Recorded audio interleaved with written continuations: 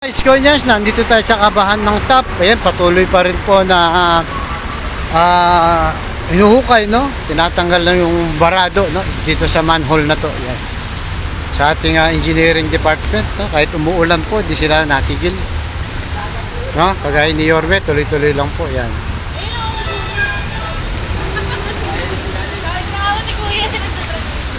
Oh, ayan. Dito pa si Yorme, bumaba yata si Yorme.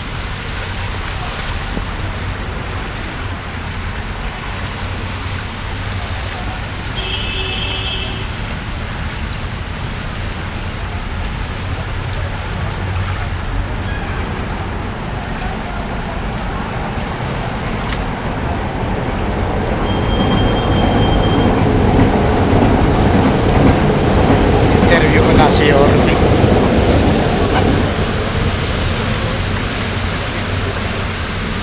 May interview pala si Yorme. Makasulot siya. The long-term solution is about dredging creeks and riverbed, declogging o yung ating mga drainage system. That will have an immediate effect. The long-term plan is to continue to build, and hopefully they will build what we call catchment or catch basin kung saan we can store underneath our parks, or roads maybe, or areas, open space na pwedeng i-pump out yung tubig sa mga catchment. And the other thing is, of course, ayusin natin ang mga seawalls or river walls and canals with proper and functioning pumping system. I think. May ginagawa naman ng gobyerno. Kaya lamang, at least, hindi tayo sana hindi. At sana, pag ginawa natin, para hindi mo masaya, pero tao pa yun. Sana pag kinayo, gumagana. Ngayon, meron pa ng mga pumping station, 8 hours. Can you imagine? Lugot kong wala sa Miral. So, I think those agencies should sit down, talk to each other. Kami sa lokal naman, meron na kaming nasa ng drainage that would cost us about hundreds of billions. It will not happen overnight. But that's our solution. This will take time and resources. But with the help, of course, of the national government acting and building in unison, maybe the next generation, our grandsons and granddaughters, mga anak natin, will have a better metropolis. And that includes Manila. That's the way to do it. Nothing more. Maya-maya konti, nagpa-issue ako ng special session. But very optimistic naman yung mga kusa. Kasi marami ng mga barangay nagre-request ng declaration. So ginawa ko, nilagom na lang namin.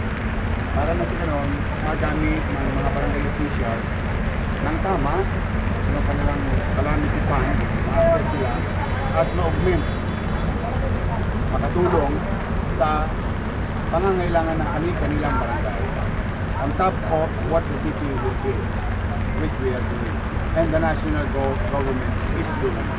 So, maigsan man lang yung economical challenges dulot itong bagyo to, habagat na to, at kung kaparating itong bagyo, hopefully na sa kanilang buhay at mga ari-ariang nasira. And that also will help others, employees in the private sector to access loan facilities. And with our employees, can now take loans with regard to like GSIS.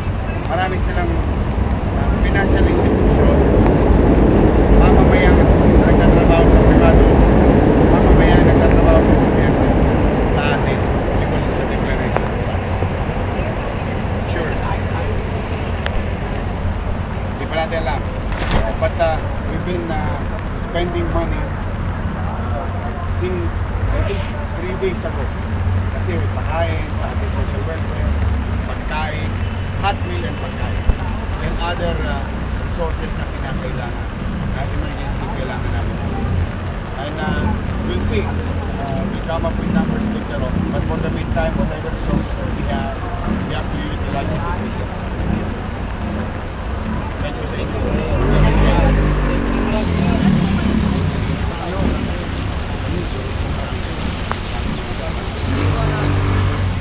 Wala.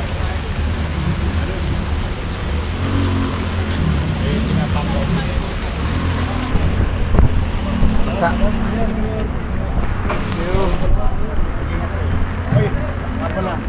boss. Lahat kayo doon sa City Hall Clinic namin. Pwede kayo mag-provide. Pag meron na kayo ng Cycling mo. marami kami. Marami kayo. Lalo na driver. Sa gate kasi meron. Dadakmain nyo na lang. Anytime. Sayang. Lagi kayo naka-expose sa ano. Mahirap na. Boss, good morning, boss.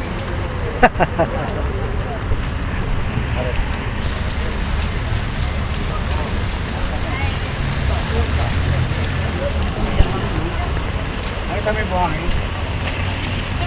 Hindi ko alam eh, may ako ng tao.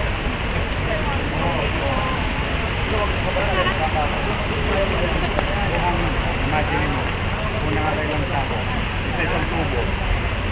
Imagine may cavity that is created.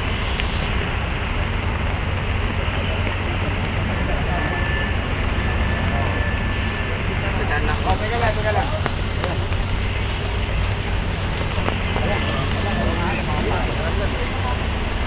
Talagang hindi mo maididinan. Ano natin? Sige.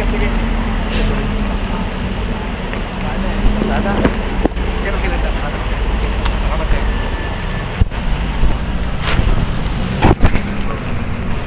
Yan.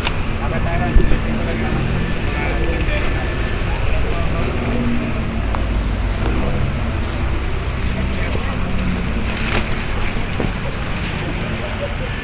Ayan na. Alis na po si boss. Ingat, boss. Thank you. Ayan na. Thank you si Boss Y. Paalis na po. Alright. So yun po no, mga ka-students. Tapos na po yung interview kay Boss Y. Pero tuloy-tuloy na ang trabaho.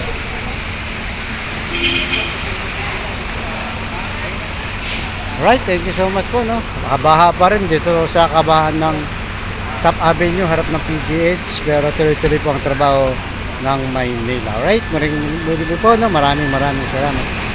Pagpalain tayo ng buong May Kapal Manila. God bless.